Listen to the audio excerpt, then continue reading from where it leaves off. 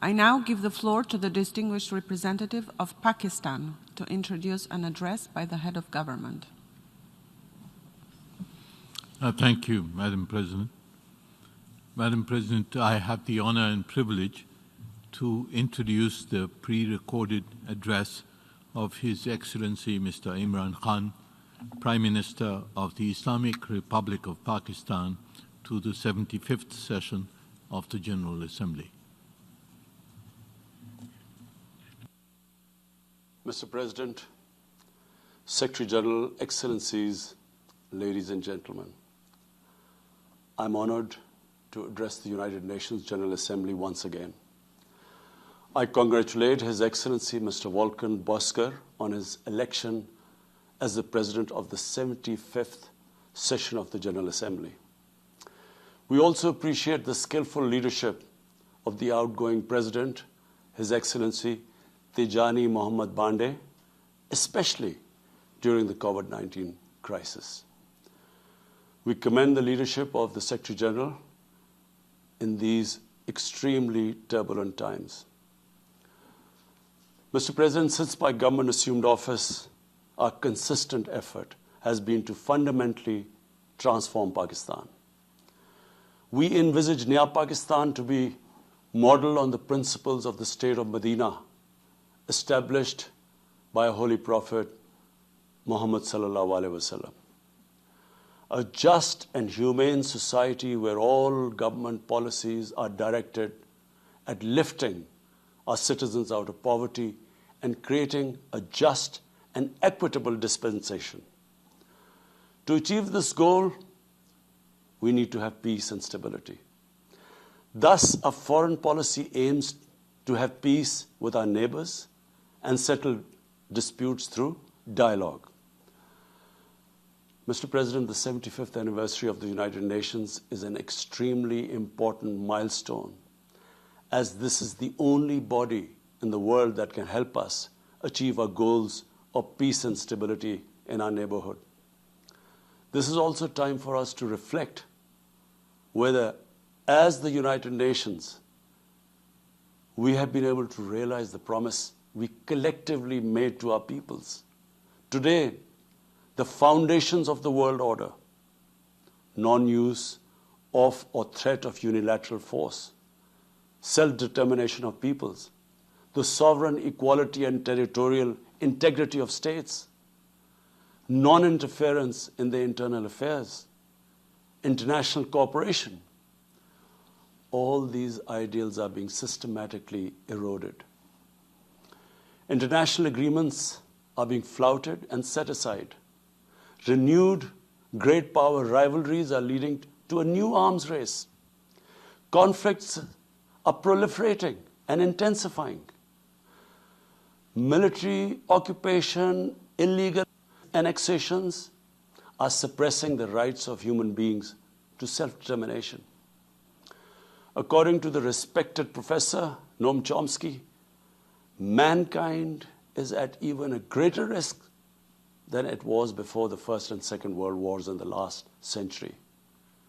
And this is because of the threat, increased threat of nuclear war, climate change, and sadly the rise of authoritarian regimes. We must come together to prevent such a catastrophe. We believe that the driving force in international relations must be cooperation in accordance with the principles of international law and not confrontation and force. We all must emphatically reaffirm our support for multilateralism. Mr. President, the COVID-19 pandemic has illustrated the oneness of humanity. In our interconnected world, no one is safe unless everyone is safe. Locking down to control the pandemic has triggered the worst recession since the Great Recession in the last century. This has hit the poorest countries the hardest, as well as the poor in all the countries. In Pakistan, we realized very early on that if we imposed a strict lockdown, the type that several affluent countries had imposed, we would have more people dying of hunger than the virus. Therefore, we adopted a policy of smart lockdown. While concentrating on the hotspots, the virus hotspots, we opened up our agriculture sector immediately and then followed it up by the construction sector, which employed most of the people. At the same time, and this is despite financial constraints, my government deployed $8 billion, unprecedented amount, for our health services, plus support the poorest and most vulnerable households with direct cash payments through SARS program, and then subsidies to the small businesses. Even though our smart lockdown was heavily criticized in the beginning, but thanks to the Almighty Allah's grace, we have not only managed to control the virus, stabilize our economy, but most importantly, we have been able to protect the poorest segment of the society from the worst fallout of the lockdown. Today, Pakistan's response is cited among the success stories in controlling and responding to the pandemic. However, we are still not out of the woods, like no country is out of the woods today. But, Mr. President, it was obvious from the outset that developing countries would need fiscal space to respond to and recover from the COVID crisis. Debt relief is one of the best ways to create that fiscal space for developing countries. Therefore, in early April, I called for a global initiative on debt relief. We appreciate the G20's official debt suspension initiative and the emergency and rapid financing offered by the IMF, World Bank, Asian Development Bank, and UN agencies. This, however, is not going to be enough. The IMF has estimated that developing countries will need over $2.5 trillion to respond and recover from the crisis. The official debt suspension will need to be extended and expanded. Additional debt relief measures will also be needed. Development banks should ensure adequate financial inflows.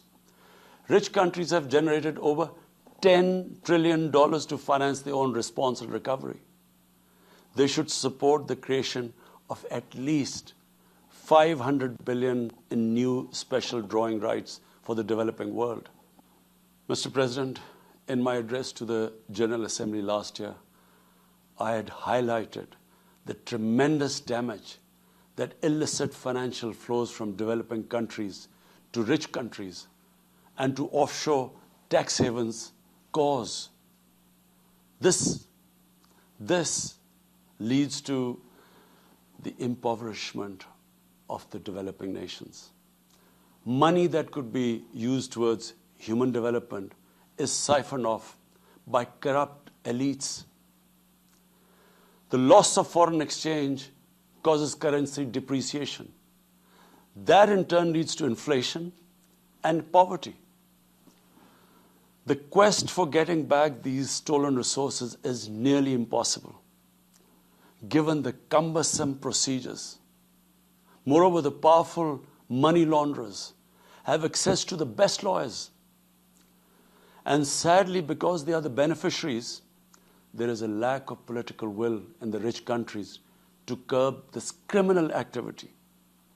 Mr. President, if this phenomena is unaddressed, it will continue to accentuate the inequality between the rich and the poor nations, and eventually will spark off a bigger global crisis, a far bigger global crisis than the present migration issue poses. The rich states cannot hold forth on human rights and justice when they provide sanctuary to money launderers, to their looted wealth. There are robust anti-money laundering and anti-terror financing regimes. I call upon this Assembly to take the lead in efforts to build a global framework to stem the illicit financial flows and ensure speedy repatriation of stolen wealth. It is important to realize that the aid that flows from rich countries to the developing world is minuscule compared to the massive outflows by our corrupt elites. Mr. President, this year, I must again reiterate the threat posed to mankind due to climate change. Unprecedented fires in Australia, Siberia, California, Brazil. Unprecedented floodings in various parts of the world. Record temperatures, even in the Arctic Circle. This should make all of us worried for our future generations. Commitments made through the Paris agreements must be fulfilled. In particular, the commitment to mobilize $100 billion annually as climate finance. Pakistan's contribution to carbon emissions is minimal, but it is one of those countries most affected by climate change. Yet, we have decided to take the lead as we consider addressing climate change a universal responsibility. We have launched an extremely ambitious program to plant 10 billion trees in the next 3 years as a contribution to mitigating the effects of climate change. Mr. President, the pandemic was an opportunity to bring humanity together. Unfortunately, it has instead fanned nationalism, increased global tensions, and given rise to racial and religious hatred and violence against vulnerable minorities in several places. These trends have also accentuated Islamophobia. Muslims continue to be targeted with impunity in many countries. Our shrines are being destroyed. Our Prophet Muhammad sallallahu alaihi wasallam insulted. The Holy Quran burnt. And all this in the name of freedom of speech. Incidents in Europe, including republication of blasphemous sketches by Charlie Hebdo, are recent examples. We stress that willful provocations and incitement to hate and violence must be universally outlawed. This assembly should declare an international day to combat Islamophobia and build a coalition to fight the scourge that splits humanity. Mr. President, the one country in the world today where I'm sad to say the state sponsors Islamophobia, and that is India. The reason behind this is the RSS ideology that unfortunately rules India today. This extremist ideology was founded in the 1920s. The RSS founding fathers were inspired by the Nazis, and they adopted their concepts of racial purity and supremacy. While the Nazis' hate was directed at the Jews, the RSS directs it towards the Muslims and to a lesser extent, the Christians. They believe that India is exclusively for Hindus and others are not equal citizens. The secularism of Gandhi and Nehru has been replaced by the dream of creating a Hindu Rashtra by subjugating, even cleansing, India's 200 million Muslims and other minorities. In 1992, the RS destroyed the Babri Masjid. In 2002, some 2,000 Muslims were slaughtered in Gujarat, and this was under the watch of Chief Minister Modi. In 2007, over 50 Muslims were burnt alive by RSS arsonists aboard the Samjhauta Express train. In Assam, around 2 million Muslims face the prospects of being arbitrarily stripped of their nationality through the adoption of discriminatory laws. There are reports of large concentration camps being filled by Muslim Indian citizens. Muslims were falsely blamed, vilified, and victimized for spreading the coronavirus. They were denied medical attention on many occasions. Their businesses were boycotted. Cow vigilantes attack and kill Muslims with impunity. Last February, Muslims faced targeted killings with police complicity in New Delhi. Mass registrations in the past have often been a precursor to genocide. For example, the Nuremberg laws in Germany in 1935, and then in 1982 in Myanmar. The Hindutva ideology is said to marginalize almost 300 million human beings, Muslims, Christians, and Sikhs. This is unprecedented in history, and this does not augur well for the future of India. As we all know, that marginalization of human beings leads to their radicalization. Mr. President, for over 72 years, India has illegally occupied Jammu and Kashmir against the wishes of the Kashmiri people and in blatant violation of the resolutions of the Security Council and indeed its own commitments to the people of Kashmir. On 5th August last year, India illegally and unilaterally sought to change the status of the occupied territories and deployed additional troops, bringing the total number to 900,000, to impose a military siege on 8 million Kashmiris. All Kashmiri political leaders were incarcerated. About 13,000 Kashmiri youth were abducted and thousands tortured. A complete curfew was imposed, accompanied by a total communications blackout. Indian occupation forces have used brute force, including pellet guns against peaceful protesters, imposed collective punishments, including the destruction of entire neighborhoods, and extrajudicially murdered hundreds of innocent young Kashmiris in fake encounters, refusing even to hand over their bodies for burial. The Kashmiri media and those daring to raise their voice are being systematically harassed and intimidated through the use of draconian laws. All of this is well documented in the reports of the United Nations High Commissioner for Human Rights, communications from the Special Rapporteurs of Human Rights Council, statements from human rights and civil society organizations. The international community must investigate these grave violations and prosecute the Indian civil and military personnel involved in state terrorism and serious crimes against humanity being perpetrated, I'm sad to say, with complete impunity.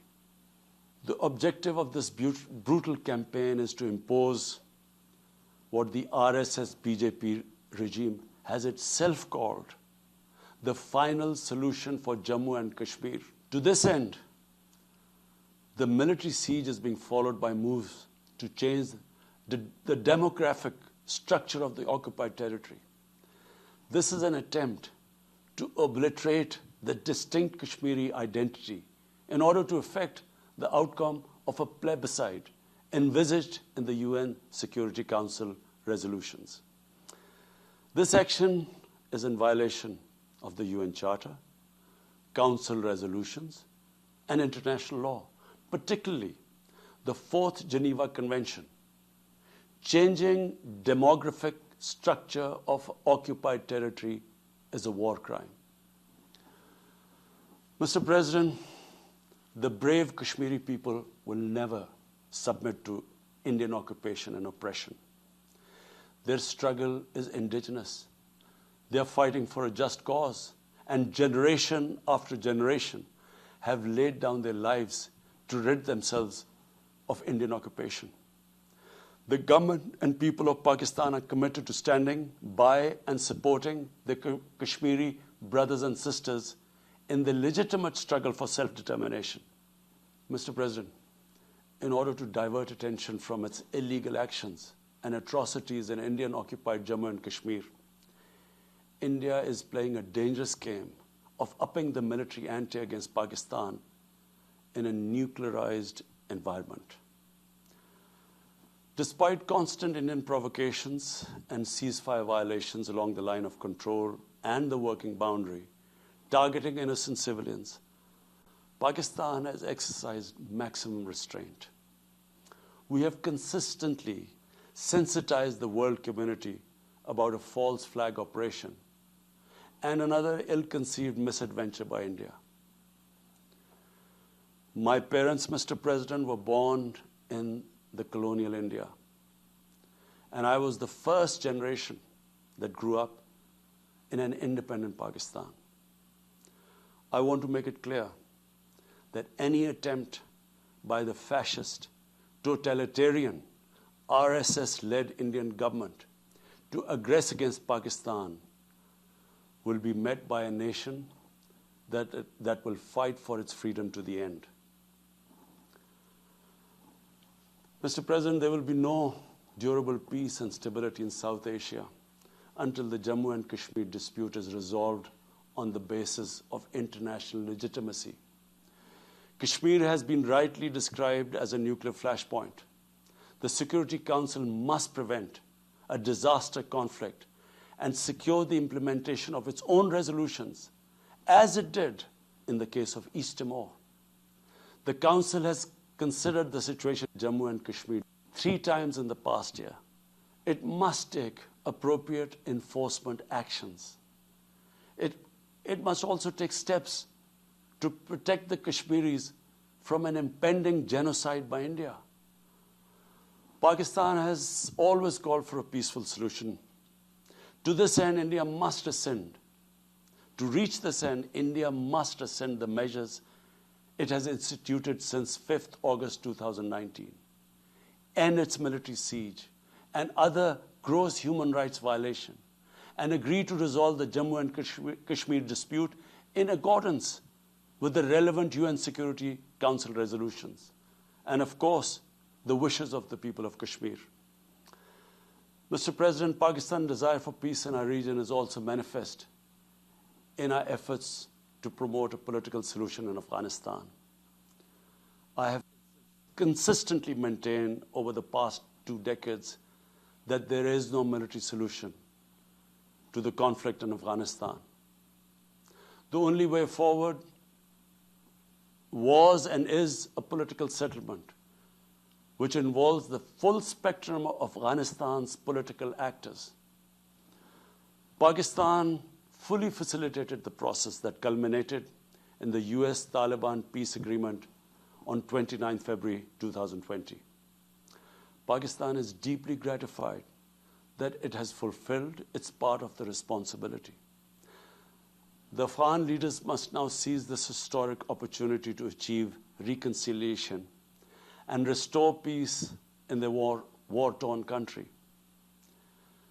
Through the intra-Afghan negotiations that commenced on 12th of September, they must work out an inclusive, broad-based, and comprehensive political settlement.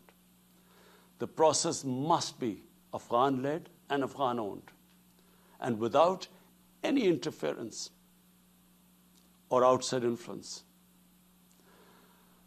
Early return of Afghan refugees must be part of this political solution. After almost 2 decades of war, it is imperative not to allow spoilers within and outside Afghanistan to subvert the peace process. Peace and stability in Afghanistan will open new opportunities for development and regional connectivity. Mr. President, Palestine remains a festering wound. A just and lasting settlement is indispensable for the Middle East and actually the world. Illegal annexations of Palestinian territory, the building of illegal settlements, and the imposition of inhuman living conditions on the Palestinian people, especially in Gaza, cannot bring peace to a troubled region. Pakistan continues to support a 2-state solution in line with the UN General Assembly and Security Council resolutions within the international agreed parameters, and they are pre-1967 borders, and Al-Quds, Al-Sharif as the capital of a united, contiguous and independent Palestinian state.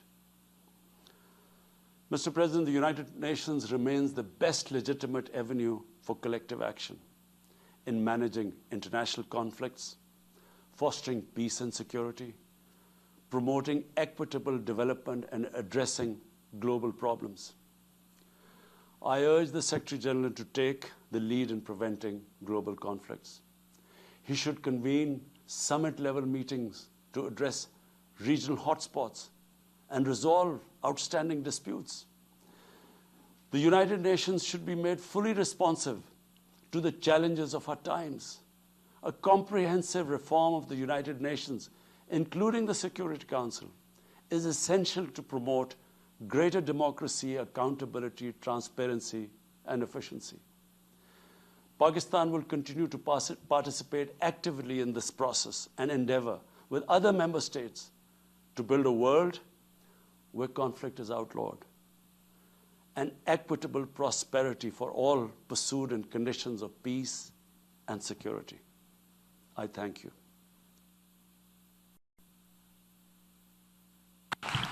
On behalf of the General Assembly, I wish to thank the Prime Minister of the Islamic Republic of Pakistan for the statement just made.